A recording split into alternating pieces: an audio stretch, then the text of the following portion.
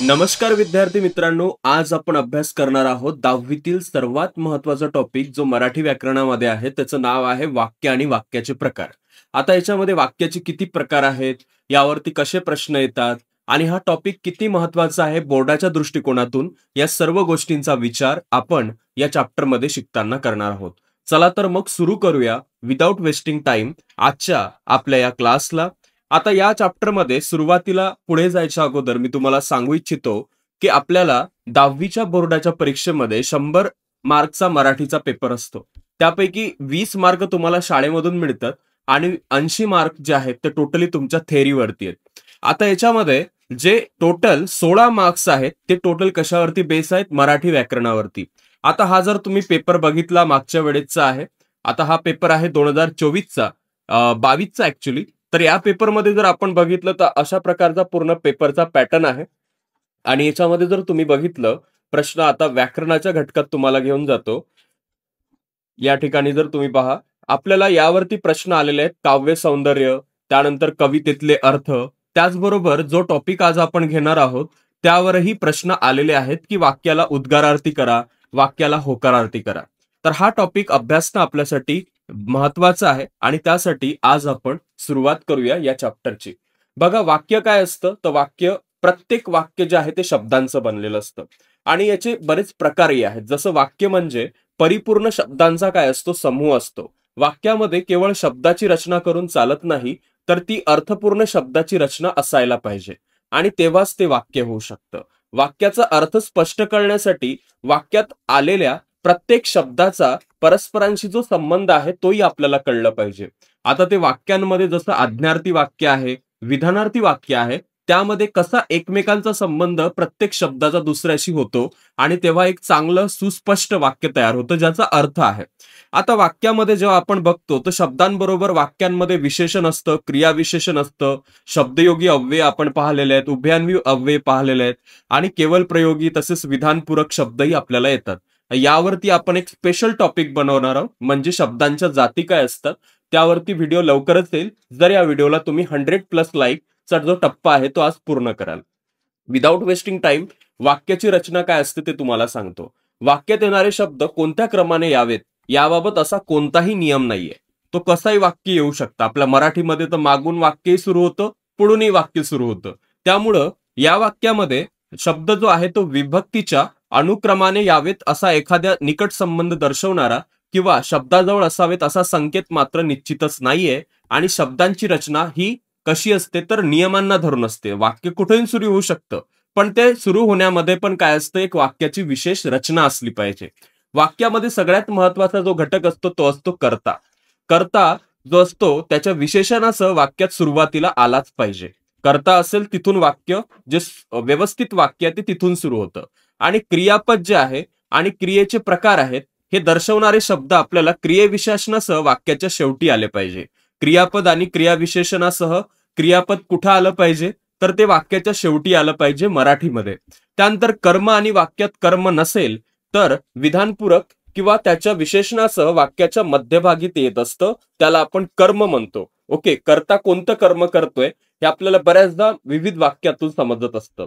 आणि वाक्यामध्ये उभयान्वी अव्ययांचाही वापर होतो. बघा आपण आणि व या सर्व गोष्टींचा वाक्य जोडण्यासाठी वापर करतो. ठीक आहे, म्हणजे दोन शब्दांना किंवा वाक्यांना जोडतं त्याच्या अनुषंगानं मध्यभागी जो शब्द येतो त्याला आपण काय म्हणतो? उभयान्वी अव्यय म्हणतो. आणि जर वाक्यात केवळ प्रयोगी अव्यय किंवा संबोधनाचा उपयोग करण्यात आला असेल तर ते वाक्याच्या सुरुवातीलाच आले पाहिजे. ओके, आता आपण केवळ प्रयोगी अव्यय आणि या सगळ्या गोष्टींचा डिटेलमध्ये अभ्यास करणार आहोत. बघा, जो पहिला आपला प्रकार आहे वाक्याचे प्रकार. मराठीमध्ये वाक्याचे 2 प्रकारात वर्गीकरण केलंय. एक आहे अर्थावरून पडणारे प्रकार आणि दुसरे आहे स्वरूपावरून पडणारे प्रकार. आणि आता याच्यामधला जो मुख्य घटक आहे तो म्हणजे पहिला जो प्रकार आहे अर्थावरून पडणारा, ज्याविषयी तुम्हाला पेपरमध्ये येणार आहे. तर पहिलं वाक्य आहे विधानार्थी वाक्य. काय असतं विधानार्थी वाक्य?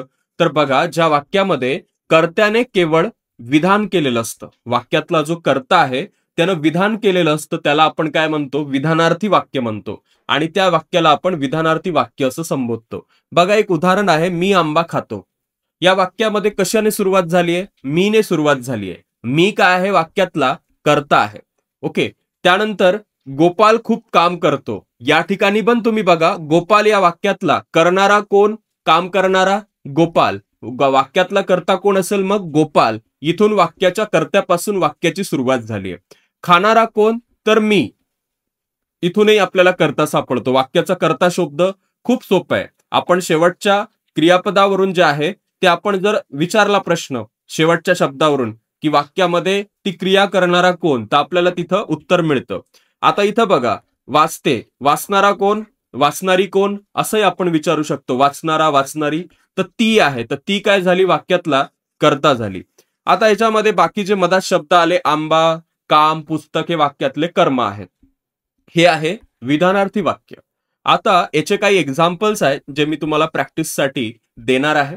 आता त्याच्या पूर्वी आपण सर्व प्रकार पहिल्यांदा समजून घेऊया. त्यातला जो दुसरा प्रकार आहे तो आहे प्रश्नार्थी वाक्याचा. यामध्ये ज्या वाक्यात कर्त्यानं प्रश्न विचारलेला असतो, पहिल्या वाक्यामध्ये कर्त्याने सुरुवात होत होती, ते विधानार्थी वाक्य होतं. आता प्रश्नार्थी वाक्यामध्ये काय होतं की वाक्यामध्ये कर्ता प्रश्न विचारतो आणि त्या वाक्याला आपण म्हणतो मग प्रश्नार्थी वाक्य. बघा, तू आंबा खाल्लास का? याच्यामध्ये तू हा प्रश्न विचारतोय की तू आंबा खाल्लास का, असा एक प्रश्न विचारला जातोय, त्याला आपण प्रश्नार्थी वाक्य म्हणतो.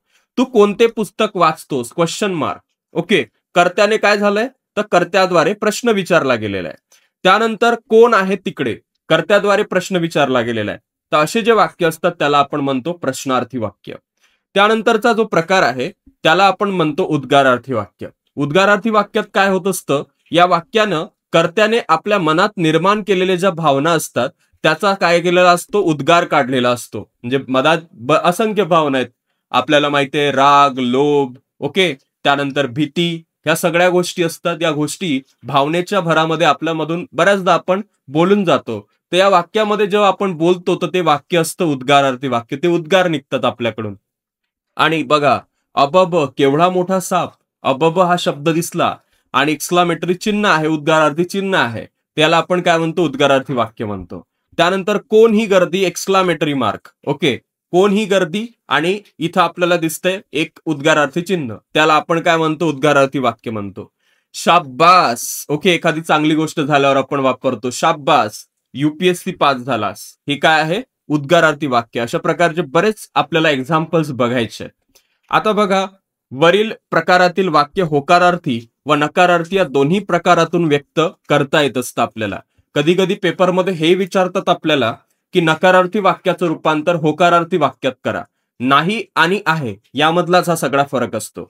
बघा, होकारार्थी वाक्य काय असतं? ज्या वाक्यामधून होकार दर्शवला जातो आणि त्या वाक्याला आपण पॉझिटिव्ह वाक्य असंही म्हणू शकतो, सकारात्मक वाक्य, त्याला आपण होकारार्थी वाक्य किंवा करणरूपी वाक्य असंही म्हणतो. बघा, मला अभ्यास, आता इथे मला आहे, हे मला अभ्यास करायला आवडते, याच्यामध्ये कोणताही नकार किंवा कोणत्याही प्रकारची निगेटिव्हिटी नाही दाखवली आहे. तर या वाक्यामध्ये आपल्याला काय दाखवलंय? होकार दाखवलाय. आवडते करणरूपी वाक्य आहे, त्यामुळे हे काय असेल? होकारार्थी वाक्य असेल. रमेश जेवण करत आहे, आहे पॉझिटिव्ह आहे. मला STI ची परीक्षा पास व्हायची आहे, आहे, त्यामुळे हे वाक्य काय असेल? होकारार्थी वाक्य असेल. त्यानंतर आता इथं बघा, नकारार्थी वाक्य. ज्या वाक्यामधून नकार दर्शवला जातो त्या वाक्याला आपण काय म्हणतो? नकारार्थी वाक्य असं म्हणतो. बघा, उदाहरणार्थ, मी क्रिकेट खेळत नाही. नाही आलेलं आहे, नकार दर्शवलेला आहे, त्यामुळे हे वाक्य काय झालं? नकारार्थी वाक्य झालं. मला कंटाळा आवडत नाही. आता हे नाही वाले वाक्य, याला जर आपल्याला म्हटलं की मला कंटाळा आवडत नाही, या वाक्याला होकारार्थीमध्ये कन्वर्ट करा, तर तुम्ही काय कराल की मला कंटाळा आवडत नाही या वाक्यामध्ये काय कराल तुम्ही की मला कंटाळा आवडतो. ओके, म्हणजे तो नाही काढला तर आपल्याला होकारार्थी वाक्य त्यामध्ये मिळतं. मी क्रिकेट खेळत नाही तर मी क्रिकेट खेळतो, वाक्य तिथं काय होतं? होकारार्थी होतं. त्यानंतर बघा, स्वार्थी वाक्य हा एक प्रकार आहे, महत्वाचा प्रकार आहे. यामध्ये बरेच विद्यार्थी कन्फ्यूज होतात. ज्या वाक्यातलं क्रियापदावरून केवळ काळाचा बोध होत असतो, आपल्याला नेमका काळ समजतो, तो वर्तमान चालू आहे, भूतकाळ चालू आहे की भविष्यकाळ चालू आहे, त्या वाक्याचा आपण स्वार्थी वाक्य असं म्हणतो. बघा, मी चहा पितो, मी चहा पिला आणि मी चहा पिणार, या वाक्यामध्ये तीनही काळ आपल्याला दिसले. म्हणजे वाक्यामधला एक काळ आपल्याला दिसतोय, वर्तमान, त्यानंतर भूतकाळ आणि होऊन गेलेला काळ जो असतो, आणि त्यानंतर जो भविष्य काळ आहे, पिनार वगैरे, तर ह्या सगळ्या गोष्टी काय असतात, आपल्याला स्वार्थी वाक्य म्हणून आपण त्याला ओळखतो. आता इथे बघा, एक असतं आज्ञार्थी वाक्य.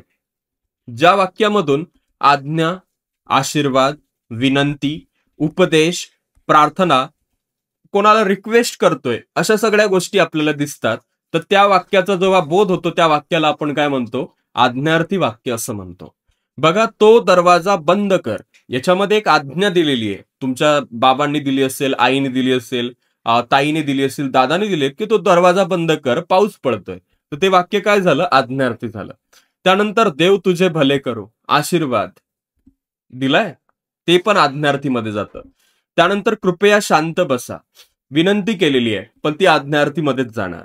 त्यानंतर देवा मला पास कर, प्रार्थना केली, रिक्वेस्ट केलेली आहे, आज्ञार्थीमध्ये जाणार.